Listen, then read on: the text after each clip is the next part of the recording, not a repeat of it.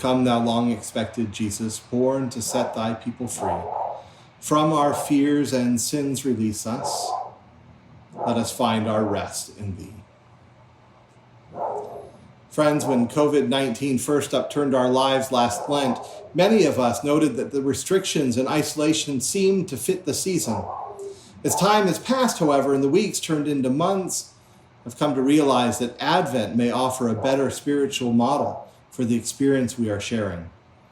For 8 months now, we have longed for a reprieve from the suffering and a release from the fear. For 8 months, we have prayed with sighs too deep for words for cures and treatments to battle the physical trauma COVID has inflicted on the lives of millions of Americans and their families, not just across the U.S. or the globe, but here in Grosse Pointe, here in Christchurch. For 8 months, we have hoped beyond hope for a change to come to free us from the grips of the devastating disease. As thousands have died and even more have been hospitalized here in Michigan, and thousands upon thousands across the U.S. and the world, these are natural longings of a world in the midst of a pandemic. And yet, we have also come to realize that a release from COVID-19 isn't the only longing of our collective heart. Many of us are asking, how is it that we have come to this place at all? How is it that a virus, even a virus as virulent as this novel coronavirus we are battling today, could wreak such devastation upon our nation and the world, especially among our Black and brown and indigenous communities? How is it that we have come to a place of such great distrust in American society? How is it that the tragedy of racism continues to plague our communities today? How is all of this still possible?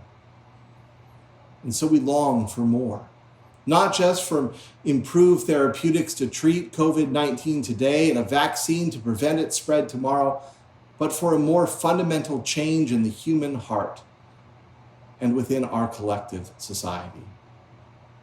The ruptures in our society, within our community, and at times even within our homes, will require something more than a vaccine or a pharmaceutical drug to repair. These yearnings and hopes that we harbor are, in fact, the age-old yearnings of Advent. So now Advent is upon us. Advent, of course, is not Christmas, but it is so valuable. You see, Advent provides us this holy time to reflect upon the yearnings that dwell deep within us in order that we might name the profound hopes that we possess.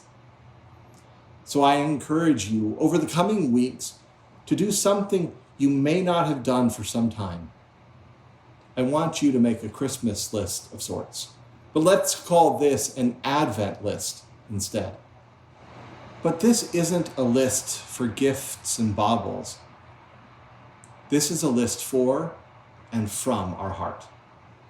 Each week of Advent, I will encourage you to make an Advent list of profound longings that reside within your heart.